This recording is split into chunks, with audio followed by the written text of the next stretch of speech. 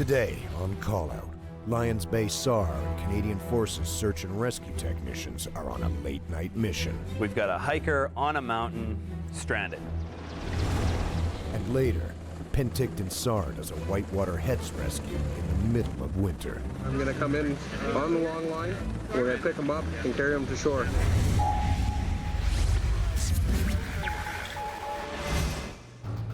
Phase your crew, we have a mission. Wednesday, 8:15 p.m. Search and rescue members from 19 Wing Air Force Base in Comox, British Columbia go over last-minute plans for a late-night rescue. Their mission?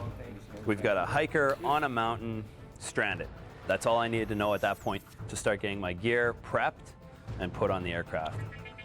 Everything was there because we literally just finished a flight an hour before. Tonight, the winds are high, the clouds are low, and time is short. We had to act quickly just because of the window was closing very fast on us just for weather. And my biggest concern was the wind. It was high wind, about like 95 to 100 kilometers of wind at 5,000 feet in that vicinity. That vicinity is Brunswick Mountain, just north of Vancouver and about a 40-minute flight from Comox Air Force Base. Hunkered down on that mountain is 27-year-old Adam Braverman, a lone hiker now late into the second day of what should have been a quick overnight trek to Brunswick Cabin. He didn't make it to the cabin, staying in a snow cave instead. Without snowshoes or skis, travel home is nearly impossible in the ever-increasing snow. Adam has set off his emergency distress beacon twice, canceling the first one almost immediately, and then sending another one less than 4 hours later. Lions Bay Search and Rescue were then contacted by the RCMP. It was already 3:15, it's December the 22nd, that's just one day from the shortest day of the year. There's not a lot of light left. So I said, okay, we'll send a team in and try and find out where this fellow is and get him out. Martin deploys a civilian rescue helicopter carrying a Lions Bay SAR mountaineering expert from nearby North Vancouver. Plan A is to quickly fly in, pick up the subject, and get him out. Plan B? If you can't land for whatever reason, throw your pack and the radio out the door to him so he's got something, and then we'll try and deal with the rest of it later on. The team flies north from Deeks Lake up the valley towards Brunswick Mountain, choosing this low-level approach to stay under the ever-increasing clouds. With only a few minutes to go before reaching Adam, there's a problem. The weather was just too bad. The cloud seeding was too low, it was snowing heavily, it was gusting winds, and we had to call it off. So now we're stuck with having to mobilize the entire ground rescue. 10 SAR members drive on logging roads to get as close as possible to their destination. They unload and prepare to hike in. One 3-member team will work ahead to locate Adam, traveling light and fast, but cautiously, always watching for signs of avalanche danger. The remaining 6 members will bring extra gear in case they all get weathered in. A major storm front with high winds and heavy snow is slated to arrive at dawn. Everybody's got batteries? That storm was going to last 2 to 3 days, and we wouldn't have been able to get to Adam because of the high avalanche hazard. So this was essentially a bit of a race against time. Each team member has a beacon that allows Martin to track their movements up the mountain. They also call in every 20 minutes to report snow and weather conditions. Basically spent a number of hours just zigzagging up through a lot of fresh snow, trying to head up to Hat Pass. And at this point, we knew that Adam was on the far side of Hat Pass. Yeah, no, I'm okay. Martin was able to contact Adam by cell phone and advises him to stay put no matter what. He had a stove, he had water, he had a pack, good clothing, and a sleeping mat. Unfortunately, Adam had gotten wet the previous night, and today had only been able to build an emergency shelter, a slit trench, so he was much more exposed to the elements and the oncoming storm. He said he was lying in this slit trench with his gaiters over his face, and the spin drift was blowing underneath and covering him. Martin briefly considered sending another team in from the north, but it is too far and too dangerous in the high-risk avalanche conditions. They're stuck with one way in and one way out. Lions Bay base, this is Lions Bay 99. Then, things change. Lions Bay 8-3, this is base, over. One of the team members reported that he thought he could see an opening in the cloud above. And then later on, he said, I can see some stars. So then I decided, okay, let's see if we can get 442 Squadron to come in as a backup option. With the SAR techs en route to Brunswick Mountain, the ground teams continue working their way up the ridge. By 10 p.m., the first team reports hearing a voice. Then, they spot Adam's headlamp. He's 400 meters away, on the other side of Hat Pass Gully. Prime avalanche terrain between him and the rescue team. We just had storm after storm. We had a lot of fresh snow. And when you look at the avalanche website during the rescue, there were just a series of red bars. Just as Lions Bay SAR starts checking the area for avalanche hazards, the SAR techs arrive in their Cormorant helicopter. And on our night vision goggles, as soon as we get on scene, we could see like 6 little flashlights on top of the ridge. So we talked to them, and we were trying to locate the subject. And they said it was about 200 meters just uphill. We could see a single light, but it was actually in cloud. So this is at that point that I told myself, oh boy, this is going to be a good one. A good one, indeed. It's dark, cloudy, snowing, and the winds have now picked up to more than 85 kilometers per hour, creating severe turbulence over the mountainous terrain. The issue with that night is we were on the lee side of the hill, the back side, and that 85 kilometers of wind was hitting the front side of the hill and was creating two big zones, one big zone of turbulence on top and one big downflow. So usually on a mission like that, we go straight to the guy and we kind of go in between those two layers. But that night we had no option of going between the two layers, so we had to accept at one point that we're going to get bounced around pretty good, and we did. It takes the entire flight crew to slowly and carefully move the Cormorant up the ridge. As we're going up the hill, we got one guy in the tail to make sure the tail doesn't hit anything. One guy on the left-hand side that is calling the movement of the aircraft all the way up. And myself, I'm back inside the cockpit looking at all the instruments. Because at that point, we're asking the machine to go all out, to give whatever it's got. And the pilot on the left, he's flying. He's got his head outside, and he's pulling as much as he can so that we can go ahead. And on my side, I'm looking at the torque, which is the power the helicopter can develop, and it's right at the maximum. And probably 1 or 2% more, we would have over-torqued the helicopter. They have to fight the downdraft all the way up. The downflow on us was extremely strong, so the guys in the back were getting bounced around, and we go up from tree to tree to tree. We stop there, maximum power, while the wind is pushing on us. And at one point, the wind comes down a bit, so we go up, up, up. And at one point, we were able to actually see the subject. So as soon as we had him visual, it made us feel good because we actually were able, for the first time, to actually see him on the ground. I looked right up at the helicopter with my headlamp on, and the headlamp went right into the cockpit. I signaled to them, and I sort of waved my hand at them. So I told the guys, okay, let's give it a try. And I told them it doesn't have to be pretty as long as it's fast, and we call it a grab and go. He said it's going to be a single down and a double up, which means that I'm going to go down alone, I'm going to come up with somebody else. And he clarified to the crew that Nick will not disconnect from the hook. And he looked at me and he was very authoritative about it. Nick, you do not disconnect from the hook. And there was no way I was planning on it because the avalanche risk seemed a little too high, and I did not want to stay on this cliff for any length of time. We put all our searchlight on the subject, and we got ready for the hoist, and the guys in the back were already all good to go. The light was just blinding. It was pounding down right over top of me. They had hovered even lower down to about 20 meters so that the rotors were just low enough that they kicked up all this storm snow. As soon as we were in the hover, Carl brought the hook in. I hooked myself up.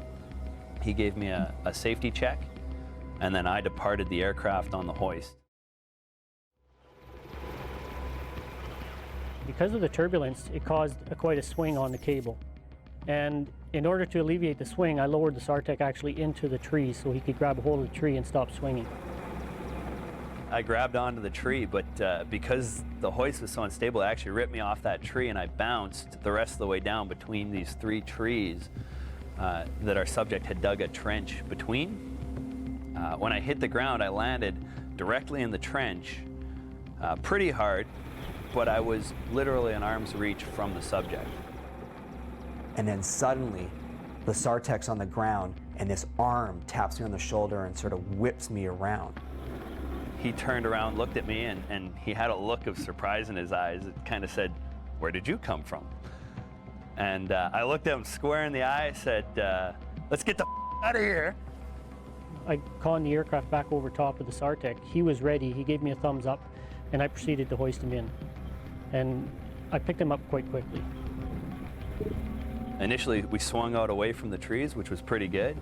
But on the swing back, we smoked into this big old tree. And I don't think the subject even noticed. I took the brunt of the force. I looked at him, I said, "Are you okay?" He said, "Yeah." "All right, keep your head down." I grabbed his hood, and I pulled the top of his hood down to his chin so it'd cover up his face, and we made it back into the helicopter. Once on board, the SAR-techs immediately check Adam over. You know, he had a little bit of a chill, but if you touched his torso, touched his forehead, he was warm. He was checking to see, was I cold?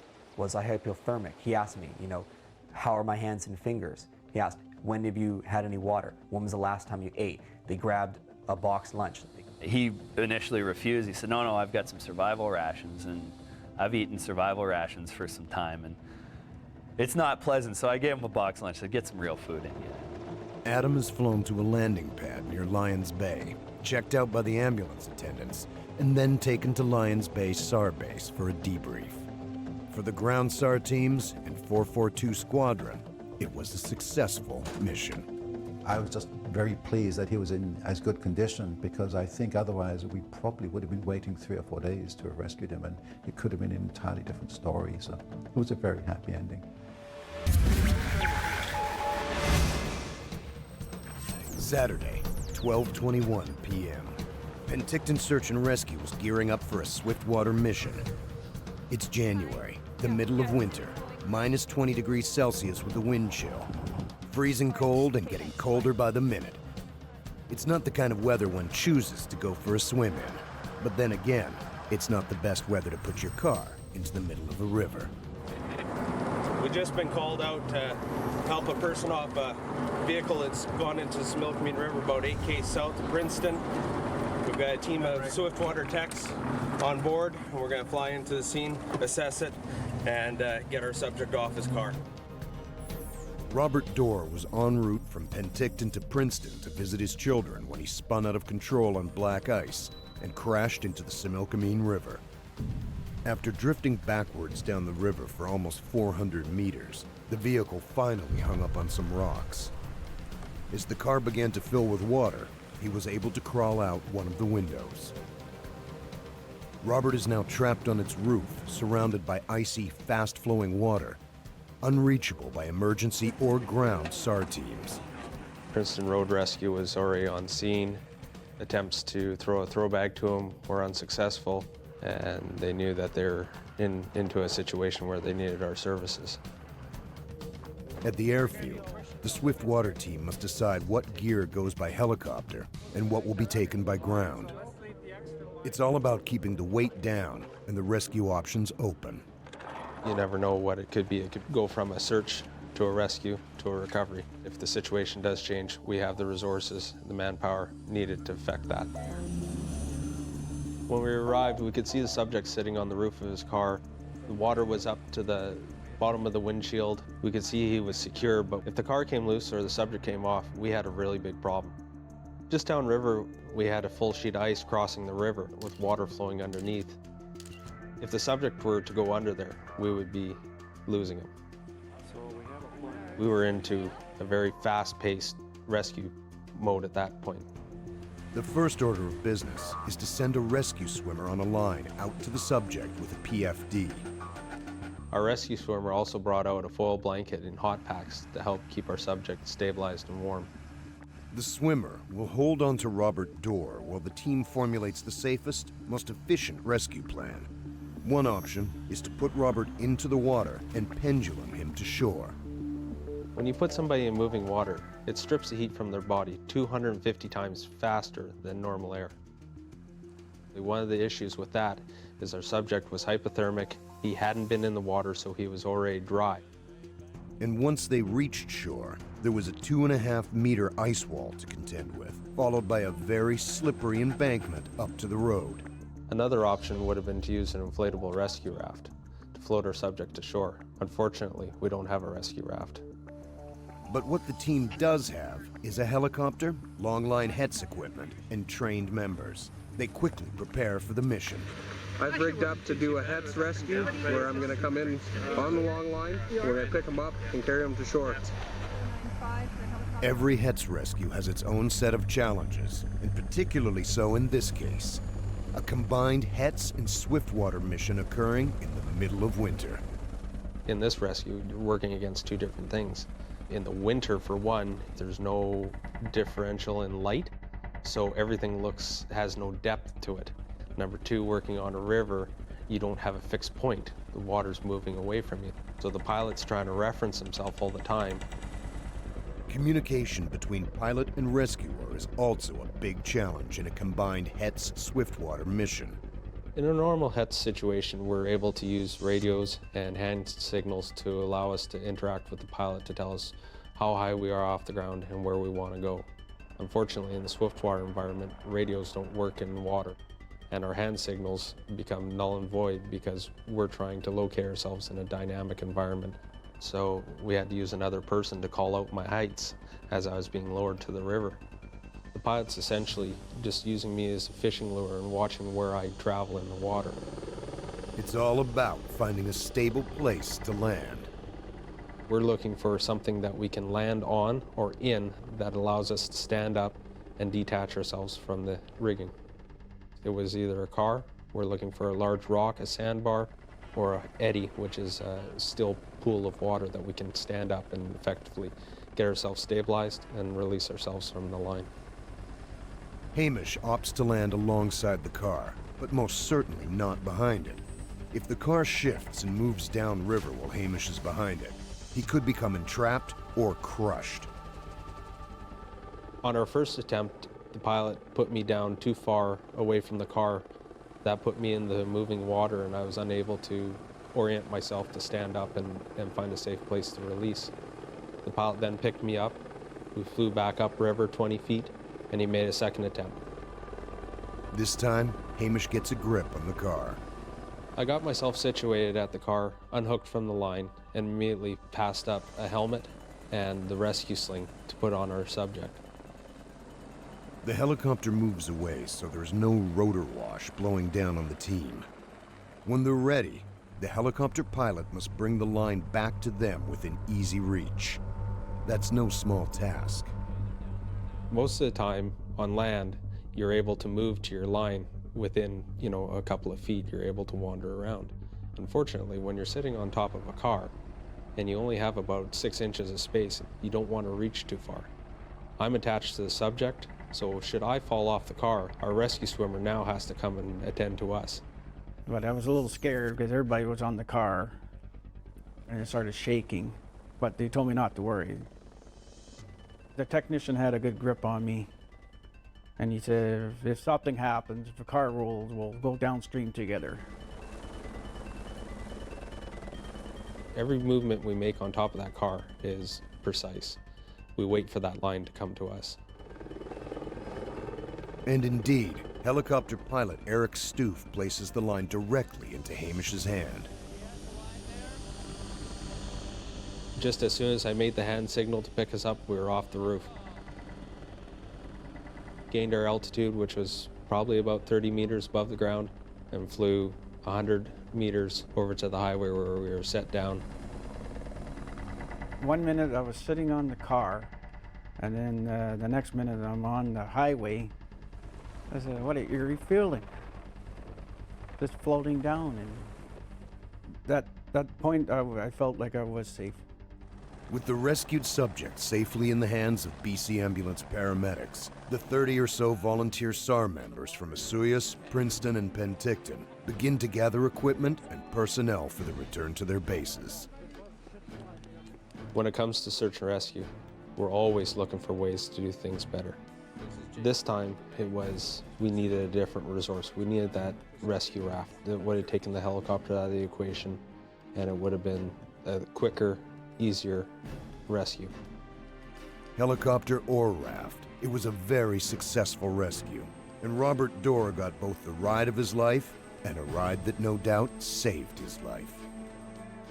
I had forgot to ask the subject if he was afraid of heights when we took off. I said, this is a once-in-a-lifetime opportunity to do a flight like this. Not everybody gets to do this, but it's a bad way of getting here to do it.